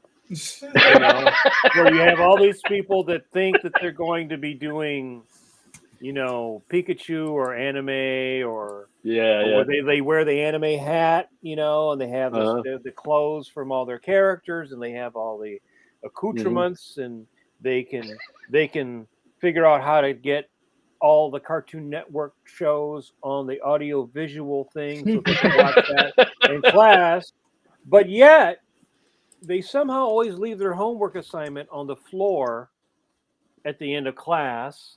And I think, the reality is that the fantasy, your ability to imagine something then clashes with the reality of the skill set that you have to have in a business that is highly competitive and now is global. And now it's global. Right. So even when you were teaching years ago, you were still mostly just dealing with people in the United States. And now, because of the pandemic, they're hiring people from Africa to do storyboards. Yeah. I saw something on Twitter a couple of weeks ago. It was this thread where all these amazing people from Africa, all these 20-year-olds from Africa working on stuff, doing stuff. Which, 5 years ago, you weren't even worried about somebody from Africa or China necessarily. But now. Right. Yeah. I know. It's wild. And even like, I listen to Conan O'Brien's podcast, and he says, like, now I'm competing with millions of people on YouTube. And, like I'm not competing with just people on the air now. He said it's just unbelievable on that. Yeah. Especially with art, it's. So, I mean, you're competing with people who I'm sure who are picking up highlights like in Reddit, like you did as a kid, and going, "Boy, I want to get in. I want to get in highlights." How do you strategize that stuff yourself? With working with highlights, or just the fact that you're responsible for your own career, right? Highlights is not responsible for your career. Right. You are responsible for your career. And I think that's something that kind of gets missed in art school, because you think like, oh, well, I work hard, and then I should, out of merit, I should have these opportunities, and therefore I should have the kind of career working at, Walt Disney or Titmouse or wherever I want to work. But the reality is, which I learned from the older generation, is that you could work for Marvel or DC or whoever for 30 years, and then one day the editor you worked with died, and all the people don't know you, right? So right. Yeah. How do you? Yeah, I actually went through that transition of highlights because the art director moved away. She went to a different job. So, and then the new art director came in. He's a younger guy, so I just kind of had to kind of re-show him like, oh, I can do this and that for you. And kind of remind them of the work that I used to do, in regards to competition. I think I fill a niche right now with these busy illustrations. There's not many people that do it. So that's nice for me. But yeah, as you were saying, like, it's not enough that you just have to draw. You need to learn to communicate, because some of these, like, I had kids that they were writing their resumes like they were texting to their friends. And I'm like, you can't put a resume like that. You can't communicate with an art director with, instead of spelling 4, you're writing the number 4. You just can't do that. What's up, Mike? Right. Yeah, no, it's real. Yeah. And I think you're doing a good service by letting them know that, because you educated your students shouldn't have to include that kind of skill building, but they just don't know it, and somebody's got to tell them. Yeah. And one of the frustrating. I'm sorry. Go ahead. No, it's good. No, I was gonna say when I was working at Hutch, and one of the things that when I was doing the figure construction, like I had to teach kids to measure again because a lot of the people just kind of pushed them through high school, and so I'd have to sit them down and okay, this is 1 inch, this is 2 inches, and it was something I never thought I would have to teach. Now I noticed when I first started teaching, I didn't have to do that, and as the years went on, I had to teach that more and more. Like kids weren't learning those basic skills, and that was frustrating as a teacher because I felt bad for them. Like, who pushed you through school not knowing how to measure? Because that's another big part of art that a lot of people don't think about is like you gotta know what the size of the job is. Yeah. It's not that I just don't make anything I want and people like it. I have to make sure I follow certain specs and communicate with the art director, see what they want. Right. But, And we're going to start wrapping, Chuck, because where did the time go? Right? yeah. But I wanted to ask you a couple of kind of, I can't think of a good way of saying it, questions about being in, I guess, the magazine publishing world and doing kids work, and then balance that against, being a cartoonist who has a foot in the strip world, a bunch of comic book artists. Do you feel like all of these camps get along, or do you feel like there's like, I don't know, chasms between all of them? Can you float between all of these different worlds, or do you feel like you have an allegiance to one versus another? I don't know. I mean, Highlights has been very good to me over the years. So I've, I love, because of the break they gave me, that I love, doing work for them. But yeah, like you're showing the Usagi cover there. I got to color 2 of Stan Sakai's covers because Tom Luth, his colorist, retired. So I've known and been writing to Stan since I was like 13 or 14 years old. Wow. So I did, and he, we've kept in touch. And I said, hey, I noticed Tom retired. If you need a colorist, just let me know. And nothing ever happened from it. But I would love to make that transition into comics. Comics are something that I've always loved. Highlights, for whatever reason, has never asked me to do a comic except like maybe 1 or 2 times. But I also, understanding comics, I know how much work it is. Like you guys look at my busy illustrations and say that's crazy. I look at like a 28-page comic and I'm like, it's so much work. You know what I mean? And I know like how much work goes into it. So I don't know, and in regards to respect, I think if you have a cartoonist that is cartoony, you know what I mean? Not like a strict comic book artist, like Wolverine guy. Yeah. If they're cartoony, like say Stan is, they have a respect for what I do, but I don't know, I've never come across anything.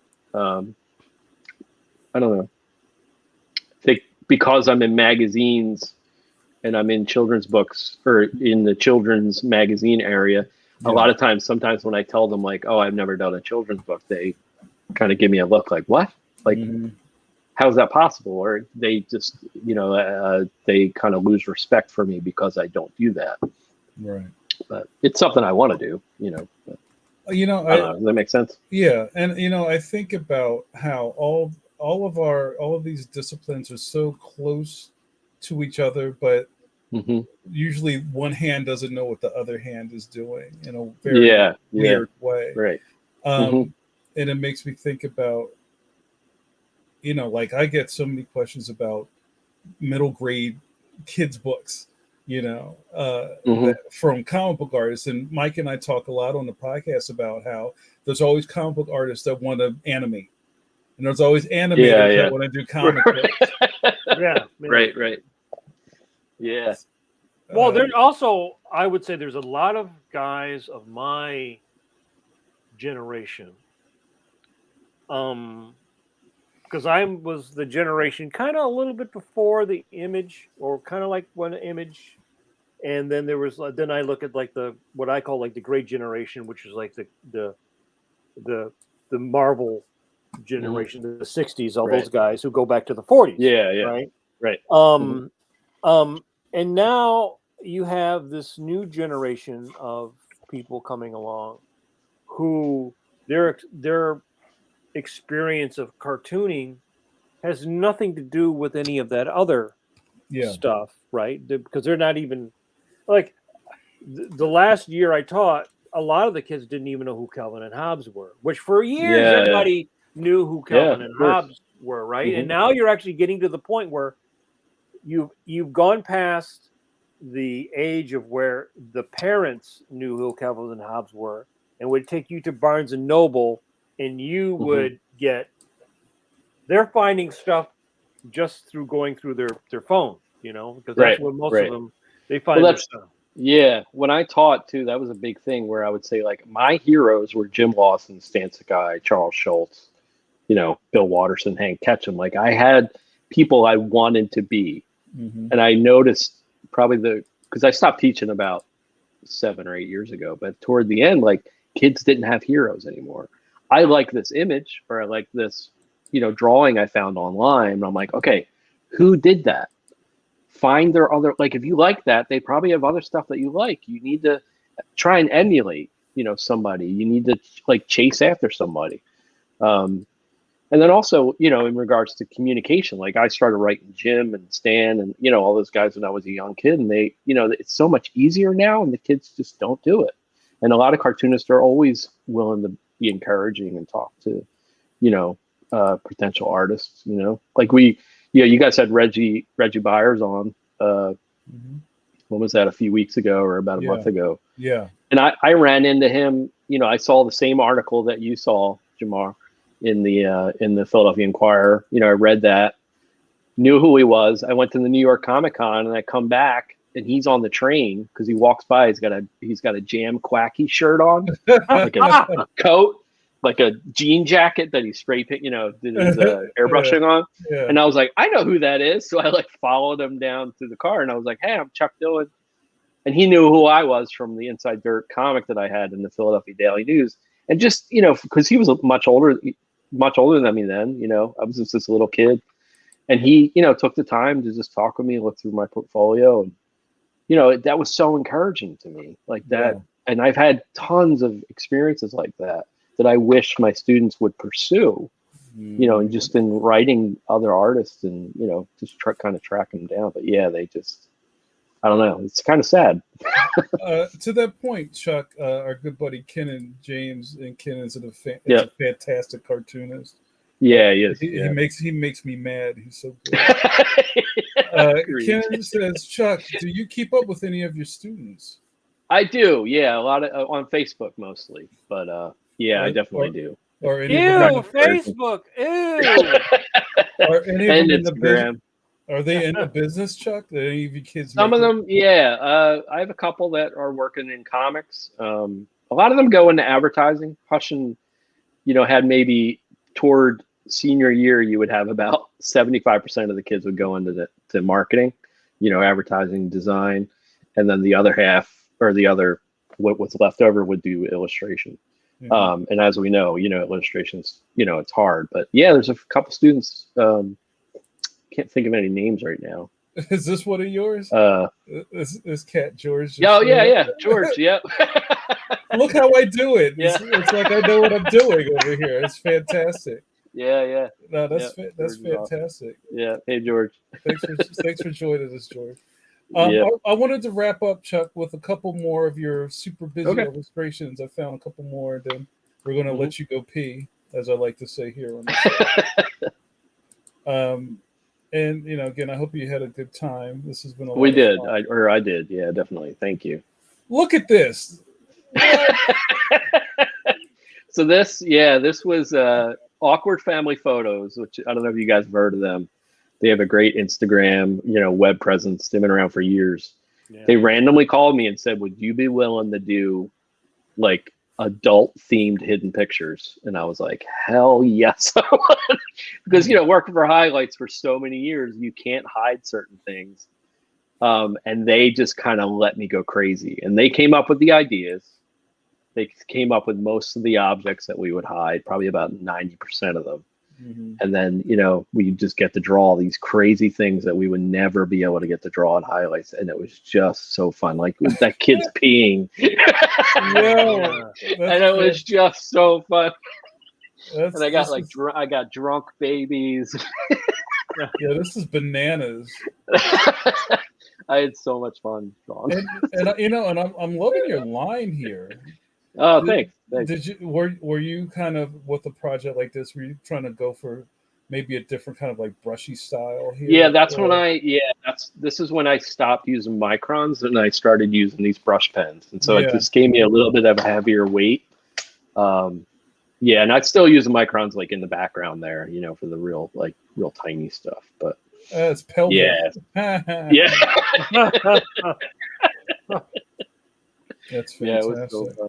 Thank you. And also, Chuck, I'm sorry, Chuck. Yes. No, that's all right. Go ahead. Also, as you said, you had on your social a little while ago that you did some puzzles that are in Kohl's, right? Yeah. Actually, do you have one? Hold on. Yeah, right. With actually from this project. Yeah, they called it Search and Funny, but it's Awkward Family. So this is the crazy cat guy, as he's called. And it's a hidden picture too. So there's not only these hidden objects, but there's all these different ones on it. So it's kind of fun. Yeah, those are available at Kohl's, and I think this November, Target will have them at Walmart. I gotta cop those. Do you have some of those in your garage that I could buy off of you? Do I have to go to Kohl's? I have 4. Oh wow! Yeah, they really helped you out with that, right? Yeah. Well, they sent me 2. I found the other 2. Isn't it funny that a lot of your projects that they just don't really give you any? You gotta go. Yeah, we had to kind of beg for them, but yeah. So they from the Awkward Family photo book, they picked the puzzle company. I think they're called Seco. Yeah, Seco. They picked like 3 illustrations. So 2 of my friend Laura's illustrations, and then 1 of mine. So yeah, they're fun. That's fun. And then we colored them, for the piece. I think you have one more that. Tell me about this. This seems like older work of yours. Yeah, it's from the 99, I think. I didn't have much work. It was like in August, and I think it was a girlfriend I was dating at the time. We were watching the movie The English Patient. You ever see that movie? It's pretty boring. And I started drawing in my sketchbook scenes from the movie, and I just started having them overlap like this. Wow. And then I thought, oh, this would be a really cool way to tell a story. And I'm a Christian, so I knew a lot about the Bible. So I just started with the Old Testament. I didn't even use pencil. I just started drawing. And I used an 18 by 24 piece of paper, and I just started drawing away, and out came the Old Testament. Took me about 9 days to do it. And then from that one, I learned a lot. So I thought, well, I want to do the Gospels, just the life of Jesus. So I did more research on that, more planning. And so that's where this one came from. So this one had a lot more planning. And so it's basically the life of Jesus, all, with just images, and there's still sometimes I look at things, especially the Old Testament, I look at it and I'm like, I don't remember what that is. A couple days later. Days later, I'll be like, oh, no. But yeah, I sell prints of these on my website. Is this all just pen and ink or what? Like, yeah, it's pen and ink. Actually, it was actually a what was it? A V-ball, I think, like a cheap pen. Like if this thing gets wet, it's just gonna melt, Right. Oh, kind of like what are these old school like these? Yes. Yeah, exactly. That's ridiculous. And there's on this one, I think there's a lot of whiteout. Oh no, this is it's fantastic collaging too. Thank you. So, and like with something like this, is this kind of like mental gymnastics for doing your other things? It's almost like an unsung thing about your work, Chuck, is that you're like a puzzle solver, and somehow you can kind of map in your head how all of this stuff fits together. Yeah. I don't. People ask me all the time how I do that, and I don't know. I don't know. It just, I don't know. It just I piece it together. I don't really know. Like I wasn't taught that, I Yeah. don't know. So it's sort of like you're Something going I figured out. by instinct. Like this makes sense here. This Mhm. makes sense there. Yeah. Yeah. Yeah, I'm I always marvel at how people do things, and I used to ask people silly questions like, when you see numbers in your head, do you see columns? Do you see like pips on Oh, okay. on a die? Do you see Yeah. Yeah. numbers? You know what I mean? And I feel like we Mhm. all kind of just like register this information differently in our brain. Yeah. Yeah. Yeah. You Yeah. know what I mean? And like Mhm. JRD spoke to this earlier. It's just like, yo, I would have stabbed my eyes out with a nail if I had to do this. But that's the thing about I find endlessly fascinating about cartooning, because right. one man's meat is another man's poison, right? One man loves to do puzzle, the other person's like, no. Some Right. people love detail. They Mhm. will just sit there, and other people like, no. It's like Alfredo Alcala, who used to ink, one of the Filipino guys used to ink Buscema, and he made it look like Franklin Booth. Mhm. And then you got Alex Toth, right? Right. Right. And then Yeah. you got Charles Schultz, and you had the early Charles Schultz, and then you Mhm. had the later Charles Schultz. Yeah. Right? Yeah. And they were Yeah. very different. I don't even remember, even as a kid, like I would have those Scholastic collections, and you had Mhm. the early Snoopy where he would walk Yeah, like a yeah. dog. Yeah. Right? Yeah. Yeah. And then That's you my had the favorite version of other, Snoopy. and then you had that other version of Snoopy where he was almost like a little man or something. Yeah. Yeah. Yeah, Right. and it was like that would kind of like, it's like the, Yep. Yeah. I was very sensitive to things like that as a Mhm. kid. Like even I was like, there was the first season of the Flintstones Mhm. where Mel Blanc didn't do his imitation of Art Carney, and then when they Oh, didn't okay. and then they didn't get sued, and then like Yeah. he starts saying, "Hey Fred," he starts talking like Art Carney, right? Oh, I didn't But know that. Yeah. they Yeah. would run those out of order. So one Mhm. episode you would see in a rerun, it would be like the "Hey Fred," and then the other one is like, "Hey, Yeah. hey Fred," yeah, he had that Yeah. He had the rat yeah. voice. Yeah. Yeah. Well, yeah. that's I love like my daughter. I've been showing her The Simpsons, and we start with the recent ones, but I go back to show her some of the old ones, and she's like, "Why are their voices different?" Like the Tracy the Ullman voice ones, right? Yeah. But yeah, the animation quality, is not as up to par as it is. It's just something you have to get used to, I guess. But Yeah. I think that's part of being an artist. You have to change. That's why I hate to say it, but like that's why I just cannot stand anime, because the style of anime hasn't changed in like 50 years. I'm so tired of it. And there's some people that do take it further and do interesting things, but for the most part, I'm like, oh my god, like please draw eyes differently, please make a nose bigger.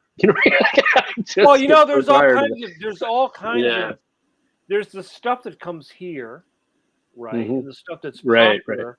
But when you start Yeah. getting into manga, there's a lot. I think there's a wider variety of cartooning in manga than there Oh, do actually you? is in Oh, okay. anime. Than Yeah. anime, Yeah.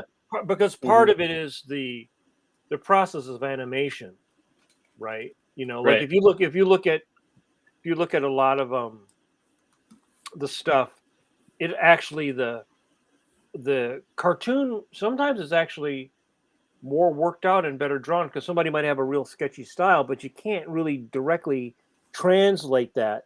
Yeah. Yeah. Like Mhm. the Charlie Brown cartoons that we're familiar with is the Mhm. later, not the earlier Yeah. Schultz style. Like Right. so, we didn't get like the Snoopy walking like a dog version of one, and then like the later Yeah. Yeah. Mhm. Snoopy, where he's walking Yeah. on two legs. And so do you? I always find it interesting. Do you still keep up with what's going on as like you used to? Like, do you still collect? Do you still read? Do you still have favorites, or are you sort Yeah. of like I a still washed over by just everything? I love Instagram because I get to follow a lot of comic strip artists and a lot of the web comics. I love that. That's like one of my favorite things. but yeah, I still get Usagi Yojimbo, like no matter what. I still buy that comic every month. I'm a diehard, and then whenever Jim Lawson comes out with something, I'm always getting that, Mm-hmm. And I do try different things occasionally. Yeah, because I feel like it's important. I don't want to overdo it because I feel like I don't want to be influenced too much. I'm older now, so it's probably harder to do that. But when I was, in my 20s, I felt like every time I found something, like say I got into For Better or For Worse and Lynn Johnson, then my style would change a little bit. You know what I mean? And that's probably not happening anymore, so I don't have to worry about it too often. But yeah. I went to Chuck's Insta real quick because I love it. Oh yeah. Yeah. That's so funny. Mm-hmm. And it's just like the love is there, and just I just saw something. One of my this stuff is great. And do you tell me a little bit before we wrap up? Yep. About how you kind of pick and choose what you put on your social media. Are you just trying to engage with your audience? Yeah, I'm trying to engage. It's funny. I've been on Instagram since it started, and I still have only 1,500 followers. Yeah. And I know people that they have 10,000. I don't know. I'm terrible at marketing. I just put up drawings that I think are funny, and if other people like them, that's great. If they don't, obviously I would love them to, but some of them just don't. Maybe they don't get it. I don't know how else to market, other than in regards to social media. Yeah. Sorry, I'm laughing at my own work. Well, that means it's working. Right. I love Sad Beach, man. I saw this the other day, and I peed myself. That was so funny. If you can't make yourself laugh, then it's not a good joke, right? Right. Sometimes people criticize me for that. Like, what are you laughing at your own jokes for? And I'm like, why would they be fun? Like, what's wrong with that? I think it's funny too. That's why you drew it. Right, exactly. Yeah, that's so funny. And I don't. Well, I mean, your Instagram is public, but I was trying to get to. Oh, I love this. Is this outside the crib right now? You do these? Yeah, it's outside of our house. Yeah, I made these years ago with foam core, and they just fell apart. But since moving to Massachusetts, the foam core did not last long because of the harsh cold weather and the wind. Yeah. So I made these out of a corrugated plastic, and then there's board stuff on the back. And this is something else that people love. These they're 2.5 feet tall. I get requests all the time, like, can you make these? I'll pay you for them. I'm like, I can't do that. I don't own the peanuts. Right. So yeah. Every year I put them up. That's so fantastic. Yeah, and I have Lucy and Linus are off frame there, and then there's a Snoopy on the back of the doghouse, cursing the Red Baron. Yeah, that's so good. And that's and Chuck, how often do you? And this maybe this is a cartoonist curse. How often are you tasked with family and friends to do something real quick for them? Oh, all the time. Yeah, and I pretty much let it be known. There are times where I'm like, no, I'm not doing that. I don't have the time, and B, it's not as easy as it sounds. Oh, come on! You can just knock it out real fast. Right? Right. Takes you 5 minutes. No, just take you 5 minutes. Yeah, great. But my immediate family, they understand it's a job, and they're very respectful of that, which I appreciate. And a lot of my friends get it eventually. Yeah, that's fantastic. So we're about out of time, Chuck. Okay, Mike, was there anything else you wanted to throw at Chuck before we got out of here? No, I think you answered a lot of, I think, also very good questions for the up and coming cartoonist, you know. I mean, Mhm. again, we were talking earlier about how, you know, at one point cartooning was such a broad field because there were so many magazines and everything. Yeah. Now it's kind of gone different because I guess now people are Yeah. doing it on blogs and on social Yeah. media. They're doing, you know, I mean, it used to be if you wanted to be a cartoonist in the strip, you had to keep crashing against that wall of the syndicates. But now Yeah. you're just Yeah. like, hey, I'm just putting up my thing on the web, Yeah. and you Doing the got a little few web people. comic. Yeah. Yeah, yeah, and that Mhm. seems to As long as be it's consistent, I guess. Yeah, they might pick up on it. Yeah. Yeah. I was just telling somebody, like, I think what we cartoonists have to get our minds together and make is a time machine, because back like in the 50s and 60s, the average income was like, for an American, was $6,000 a year. Cartoonists were making like $150,000 a year. Like, what? And you know, I have friends that are a little older than me that are in the illustration, you know, and they just said like the golden age of illustration is over, you know, and it breaks my heart because I don't know, yeah, yeah. I you mean, know, because the people, illustration is yeah, yeah.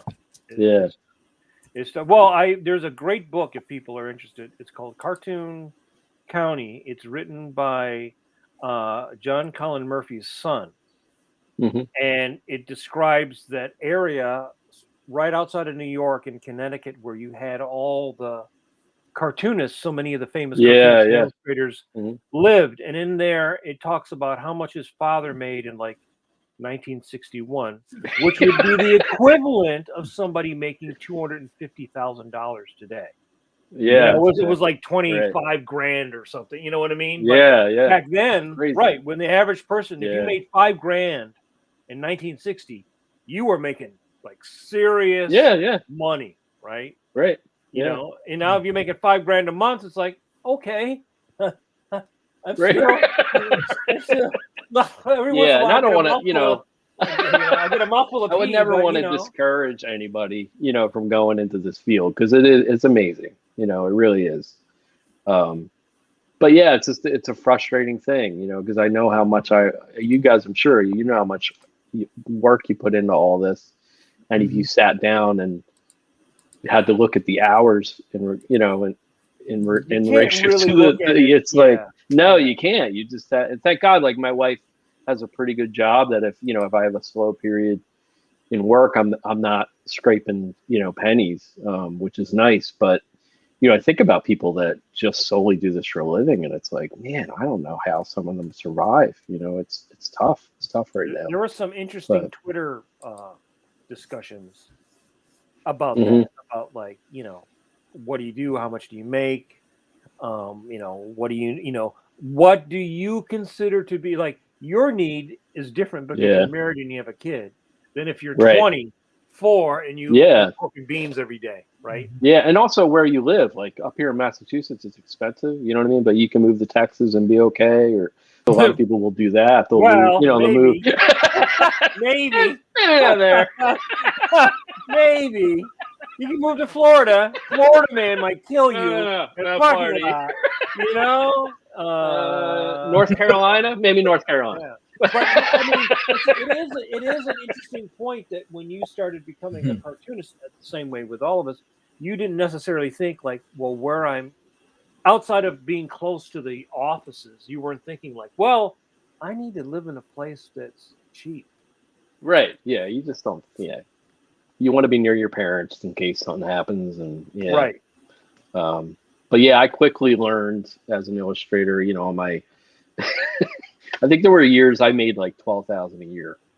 And you know, I was living in South Jersey. I was living way below the poverty line. I never collected unemployment, you know, but I just learned little tricks just to save money. And it was tough, you know, and I would take little side jobs, you know, like the Banana Republic job, and do whatever I had to make the dream happen, you know. Mhm. Um, yeah. So did you feel that because again, I think this is a real important point. Do you feel like you were supporting your hobby, you know, or Yeah. where Yeah. you were just sort of like, I'm still working my way up the mountain, but I got to take this side job so I can still keep going up the mountain. Because a lot of people have, Yeah. you know, depending upon Mhm. your social situation, you Mhm. know, Yeah. if you get married early and all of a sudden you got kids, that changes the ball game. For a lot Yeah. of people. Oh yeah. Yeah. I see that happen to a lot of people. Mhm. And it's totally understandable. You know, I don't never blame them for anything. But yeah, I just, as you said, yeah, I felt like I was climbing a mountain. I didn't know where it was leading most of the time. But I just wanted to draw, and I was happiest drawing. And so I just did whatever I had to keep that going, and I didn't want to really do anything else. Yeah. And on our way out the door, I want to congratulate Chuck for his 2 National Cartoonist Society Reuben Award nominations. Oh, thank you. Thank you. Just shows that, the man knows what he's doing. So respect the architect. Thank you. Yeah, man. It's all, it's all love here. And Yeah. Chuck, we're gonna pull the ripcord on this, but thank you so much for hanging out with us tonight. You're a fantastic guest. Would love to have you back anytime you, all right. you want. Yeah, please. And and guys, I saw a lot of new faces tonight in the chat. Thank you guys for hanging out, supporting Chuck. But you know what? The party doesn't end there. You should like, follow, subscribe, hit the alarm. We do this every week with fantastic new guests, and we also do a creative Spread the cheer. Spread that all temperature cheer. Yeah. Turn it on while you're working. That's right. Yeah. That's what I do. Put it in the little corner. Yeah, put it on before you go to bed, so you can dream about us. That's right. So your wives will love that. That's right. What's that voice? What is that? What? Baby, that's pencil to pencil. Don't be jealous. That's fantastic. All right, guys. Thanks so much. Chuck, I think you've seen what we do on our way out, so you're going to go with us. I do. Guys, we'll see you next week, and don't forget to wash those Kirby hands. Kirby hands. Kirby hands. Thanks so much, guys. See you next week. Thanks.